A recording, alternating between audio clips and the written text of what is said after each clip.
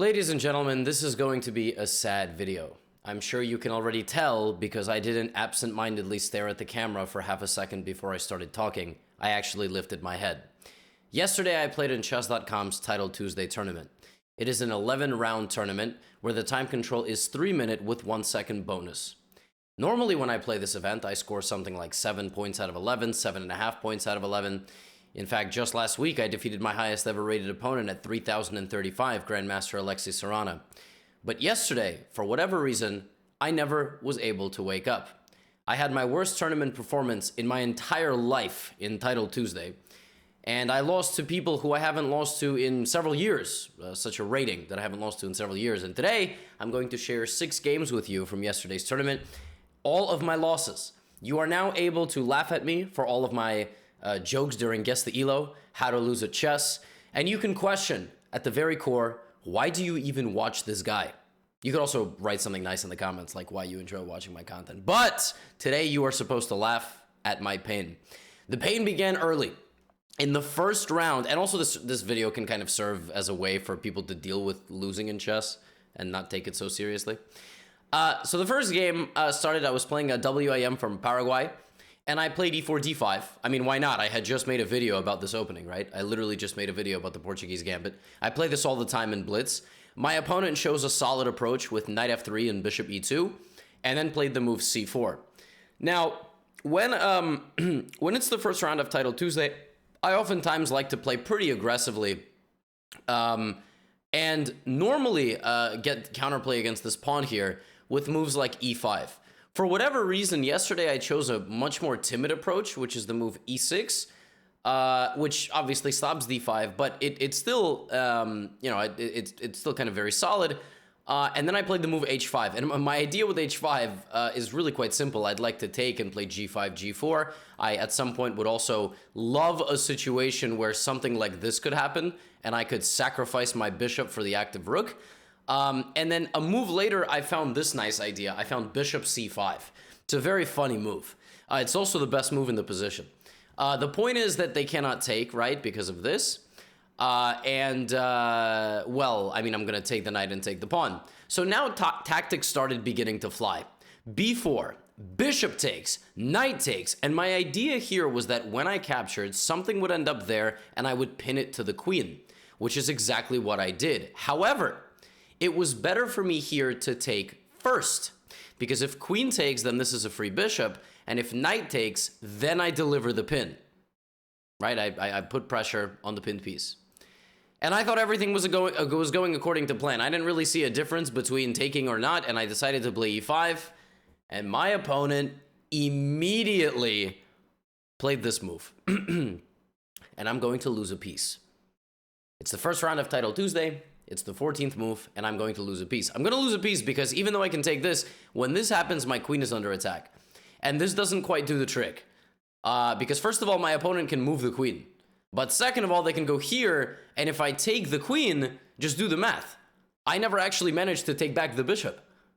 So I'm suddenly completely lost. And in a situation when you are completely lost, you're trying to keep pieces on the board to create an attack on the king. In chess, 2 things matter, material and king safety. So my opponent could still mess this up by accidentally weakening her king, losing material herself, right? So I'm trying not to trade queens. She is trying to consolidate and get trades. So you'll notice that throughout this game, she's trying to exchange the pieces. I'm trying not to exchange, and I'm also not resigning because you never know what can happen, right? So I'm trying to hide my king. I'm finally forced to trade. She's just playing very solidly. There's not much I can do. She can basically stall out until, we get to very low time. And throughout this game, I was getting her lower on time, right? I actually thought that I was making some progress. And then here she really got me.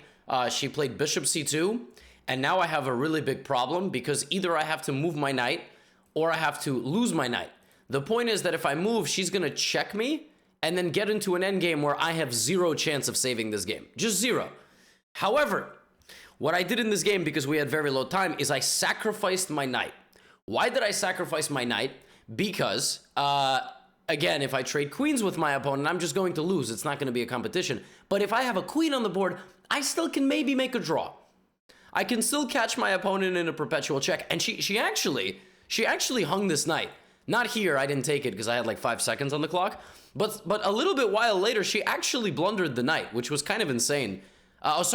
She blundered, not the knight. She blundered, and you'll notice I keep the queen on to give a lot of checks.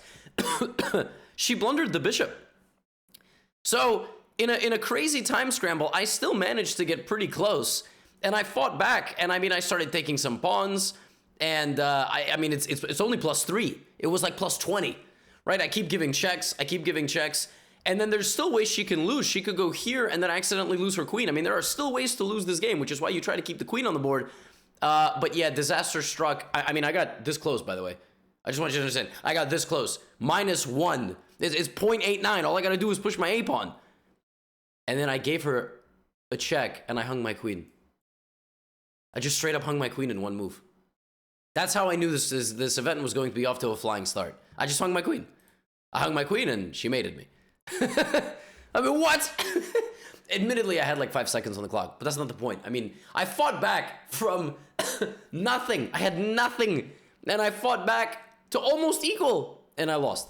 All right, and during the event, I was losing games in a variety of different fashions. This is 2 rounds later. I'm playing a 2500 from France, and I play a Trompowsky. I play the Raptor variation with H4, and I get a completely winning position very early. My opponent makes a pretty big mistake and just leaves this pawn here, and I just go after it with the move knight c3. And my opponent plays h6 and f5, which is a good way to defend the pawn, but it greatly weakens this structure. So I immediately chip away at it and put my queen on the g3 square, and I'm attacking this, and I figured the king would have to come here, and then maybe I would start some big attack. What's actually funny is that this is a free pawn. I didn't see that. I'm kind of like Klay Thompson. If you don't understand what that means, Klay Thompson is one of the greatest shooters in basketball of all time, but he can be very streaky. He once scored 39 points in 1 quarter, but he also can have horrible shooting nights. And I'm sort of like that. When I'm on, I melt people, all right? Hot knife through butter. But when I'm off, I miss everything. And yeah, I don't need like the sports psychology comments in the you know, this always happens. I talk about my strengths and weaknesses, and then people start, I'm just making fun of myself mostly. So I miss it. And what I end up doing here is, rather than just, slow playing it with long castles, I decide to go for a knockout. I have 4 pieces ready to attack this king. So naturally, you're constantly looking at different sacrifices to open up. It doesn't ever quite work because the king will go to f7 and be safe. So what do? I decide to do it like this. And this is a completely winning attack. This is me at my best. I'm like a ball rolling downhill, right? The point is that if hg, I take, this is check, and I'm taking this too. Queen h4 is coming, rook h6 is coming, and then queen h4 is coming. I mean, it's real bad. King g7, and here I calculate h5, can't take because this, so I calculate this, right? With the idea, I calculate this queen g5, can't take me because of the pin, and g6 is threatened.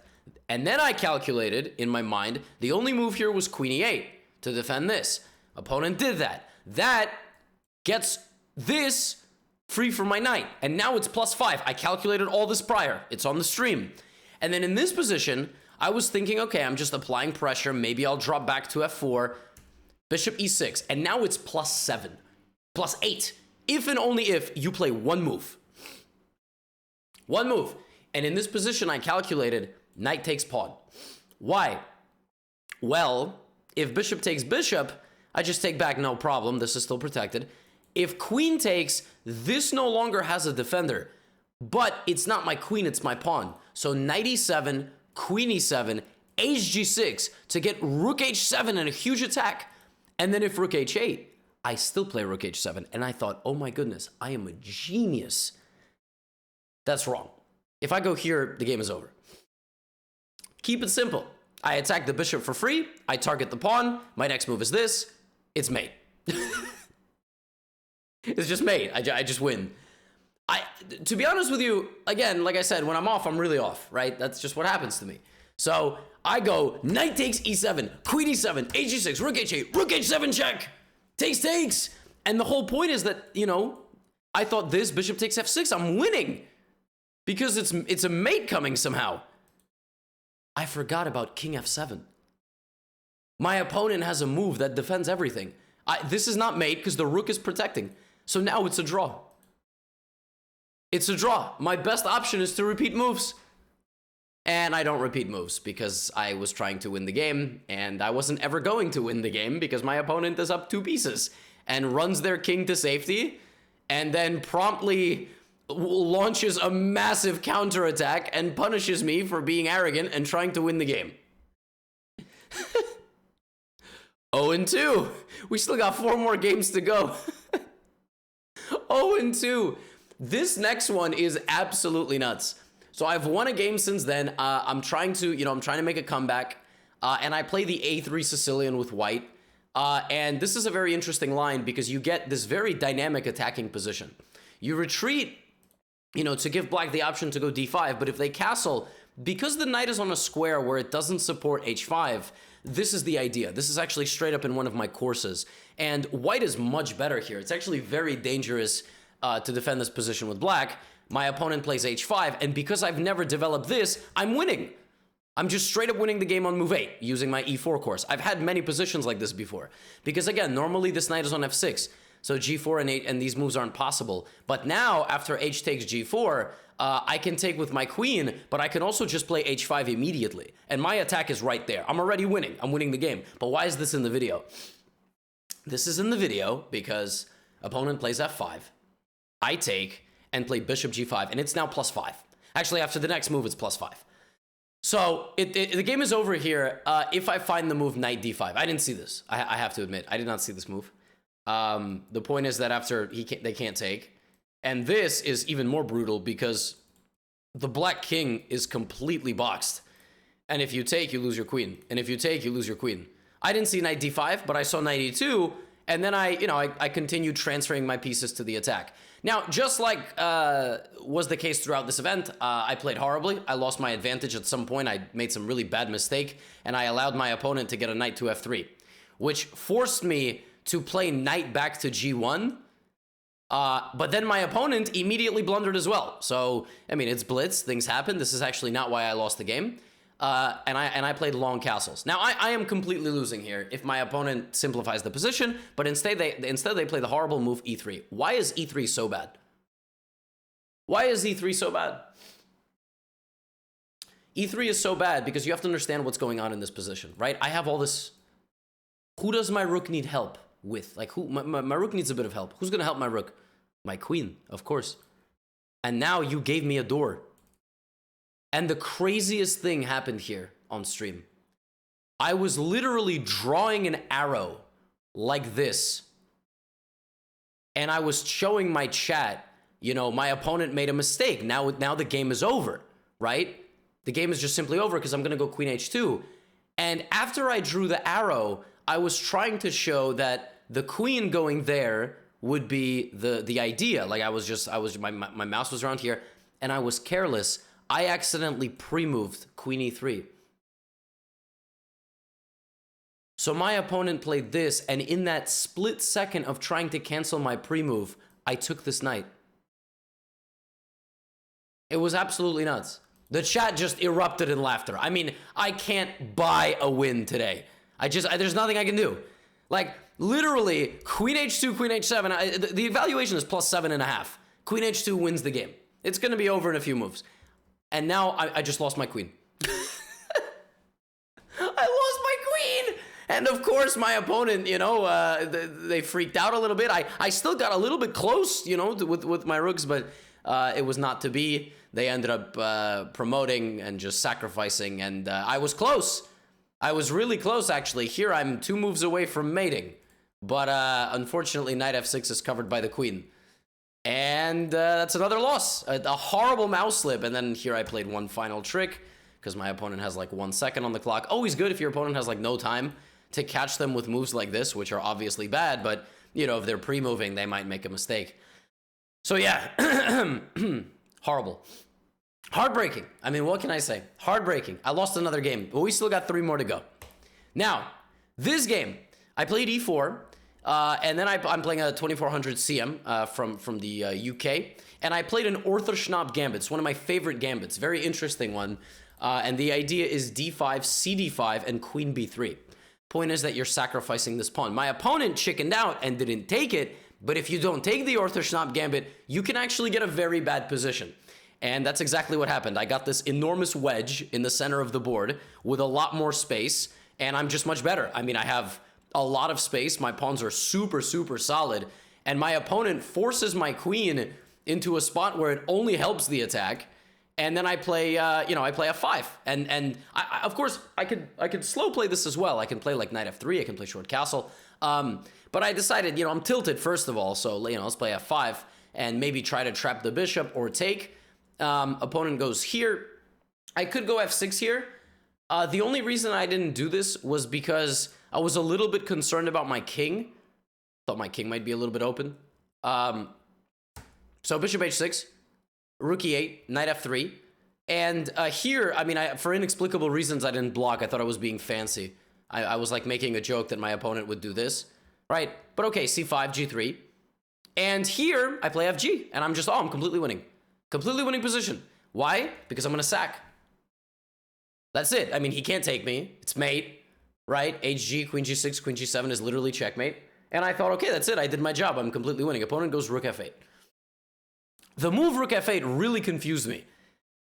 Because, of course, if I take, there is still this move. But I took on h7, and now for a reason I cannot fully explain, I did not play queen g6. I don't know why I did not play this move. I don't know. I can't explain it. I told you, when I'm playing poorly, I play really poorly. I got really spooked that my knight was hanging, and I defended it. But queen g6, if they take my knight, just this, and then what? That's it. Bishop g7 is mate. You cannot stop it. It's just the game ends. Bishop f8, queen g8. I don't know why I didn't play this move. I'm telling you, when I'm off, but at least I can turn it into YouTube content. Queen g6, just follow the yellow brick road. There's 15 pieces of material surrounding a king. What are we even doing here? This is craziness. King g2. Bishop back to c1. And now my opponent plays this. And this is where I had a bad feeling that I might also lose this game. You see, my king has been cut off on the escape routes, right? So my king's sort of stuck in the middle. So I cover my king with my bishop, and the opponent plays rook f8.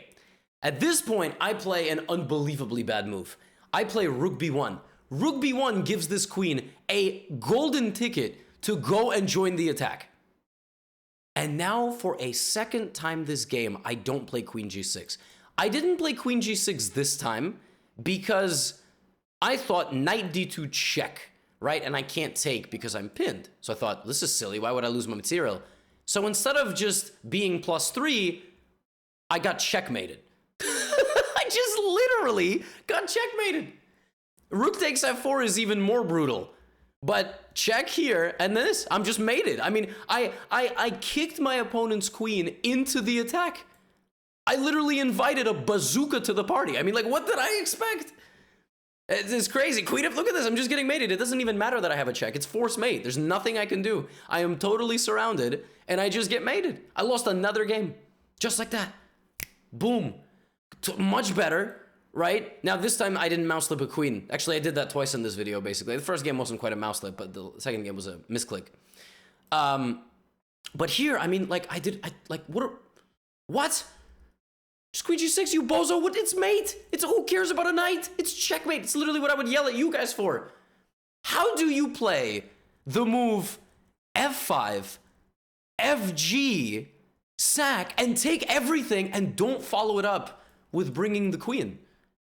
I don't know. I don't know. That's why I'm making this YouTube video. At this point, I have almost no points, and I'm very tilted, right? So I'm playing a 2250 rated player. This is one of the 2250 is a very respectable rating. This is one of the lowest rated players I've ever had to play in Title Tuesday, because normally in round 1 I played 2400 or something. So I'm playing 2200. Not that I'm underestimating the guy at all, but I'm tilted. I'm tilted beyond belief. What happens when you tilt? You play terribly. Don't tilt. Do as I say, not as I do. So just like in the first round, right? Bishop g4. And we actually have a very similar thing here. c3, long castle, short castle, and I play the move e5. So slightly different than round number 1. And I already have a better position, right? I've won the battle of the opening, but I'm tilted. I noticed here that I could trade queens. And after something like rook takes, I can even play take here, but I didn't play this, or even, you know, take here. I didn't do this because I thought, I don't want to trade queens, I don't want a boring game, which is a verbal conclusion. I tell you all in videos not to make verbal conclusions. Black is slightly better here. I have the initiative, I can bring my pieces to the center faster. That's really what I should be doing, right? But bishop takes f3 is what I played, and then I did this, and again, I just wanted to keep the queens on, but this just allows this, and what have I done to my position again? I mean, this is literally, I'm just inviting an attack. And I did this because I'm also thinking I'm going to get some sort of attack. I have no attack. I mean, it's just, I'm playing way too simply. Now, I still get rewarded for this a few moves later when I get really aggressive and my opponent blunders. This is a very interesting blunder, actually. Here I can play the move g5. My opponent attacks my rook, and I basically go, so take it, bozo. And then I don't take this bishop, I take this bishop, which is much more important for the defense of the king, and black is just crushing here. For example, if the bishop moves out of the way, h3, mate. So, but I'm tilted. So not only do I not play the move g5, I take. I also, a couple moves later, for no reason at all, sacrifice a full rook. Like, a full rook. Just a full rook. You know, with the intention to open up the king, I guess. I was sort of hoping for, you know, something like king h2, I don't know, knight f3, knight g4. I don't really know what I was hoping for. I was hoping my opponent would, like, hang mate somehow. I was playing hope chess, is what we call it. What did my opponent do? Check my king a few times, force my king to the middle, and completely ignore my rook. Just go here. And now I'm pinned to my king. I try to play some defense, and, well, he just takes. And now the rooks are just bulldozing my king and queen. There's nothing I can do about this. And he took all of my pieces. By the end of the game, I was down 14 points of material. I literally got vaporized in this game. Turned into gas. Like, it wasn't even close. And it was all because, you know, I'm on a bad streak. I don't want to play moves that are, like, the best move in this position was to trade queens and trade rooks and just play that endgame. And I said, no, I'm not going to do that because, you know, if I trade too many pieces, it's going to be boring. I want to keep pieces on the board. It's terrible decision-making. Horrible. What I always tell you all is you can't play the previous games in your current game. Can't do that. This is the game. Like, nobody cares. The universe doesn't care how many points you have on Title Tuesday. The best move on a board is the best move on a board. Okay? And keeping the pieces on and inviting this opposite side castling attack is just too risky. And I still got rewarded. That's the thing. I still got rewarded if I found the move here, but I didn't. I didn't find the move. You know, if Stockfish says it's -2, but there's only one move to prove it and nobody sees it, was it ever -2? I don't know. You can solve that riddle for yourself. This was my lowest rated loss in about 2 years. The last time I lost to someone around 22, 2300 was like in some Arena Kings, I think. I've also like resigned joke games against my subscribers. Like if we play an unrated game, I'll jokingly resign. But a rated game in a tournament, it's the lowest loss in several years. And this wasn't even the end. In the final round of Title Tuesday, I played a 2370, a CM, who actually beat Vincent Keimer recently. This game, though, this was not actually the most exciting game. It was an extremely long game, and it was very solid. It was a double fianchetto by black, but a little bit instructive. It was a little bit instructive. Not, you know, nothing crazy, but yeah, and the structure that we got early was not very good for me. My opponent played this move, knight g5, which in Dutch structures, Dutch being, of course, d4, f5 structures, black has light squared weaknesses because that's sort of like the drawback of the entire opening. So the idea is bishop here and knight e6, not just threatening my queen, but also threatening mate, right? And that's really the problem. So knight g5 is a really good move. I played rook f6, and I immediately realized I was losing on the spot, not because of bishop takes bishop, but because of bishop d5 check. Stopping, you know, taking your foot off the gas halfway to the end. And I have to deal with this, and I have no easy way to deal with it. Because if I play king g7, there's still a fork on my queen. I can't take, right? Because I'm pinned. So I don't even know. And if I take this, I lose my rook. So it's a horrible position for me. Apparently, I would have had to play king h8 and hope for the best.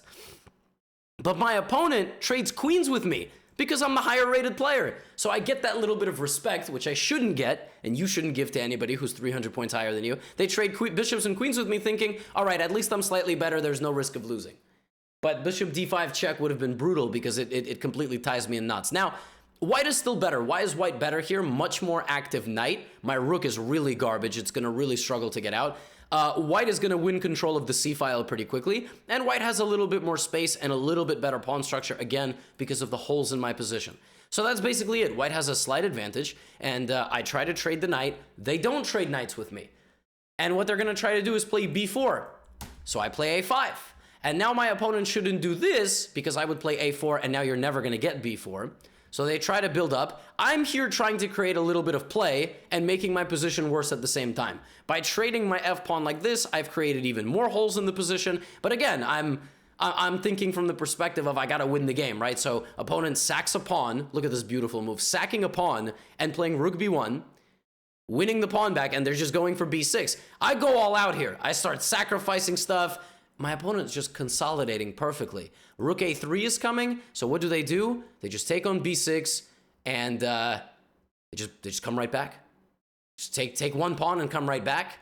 I continue trying to create some problems. Look at this beautiful tactical defense of the pawn, threatening knight e7. Again, a move I totally missed.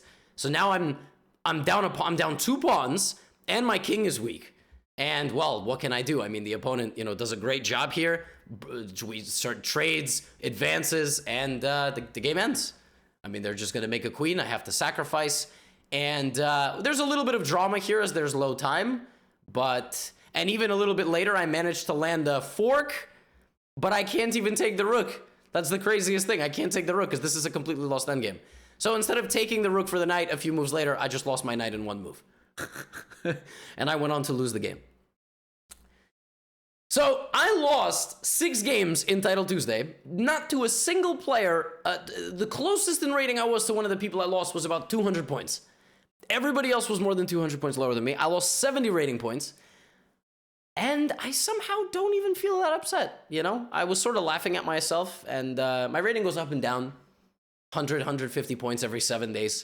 It sort of comes with my territory of being a aggressive, dynamic, goofy player, and it happens sometimes, and I'm a firm believer in the fact that if you've ever been to a rating, you belong at that rating or close to it. So my highest ever rating is 2834. So when I'm playing well, I'm like a 2750 blitz player pretty consistently. But when I'm off, I really slide off a cliff. So yeah, don't really know how after watching something like this you can still I can still be your number one favorite chess channel, but I do enjoy sharing my losses and catastrophes with you all as well, so hopefully you can still learn from me, and you can excuse me when I have horrible events.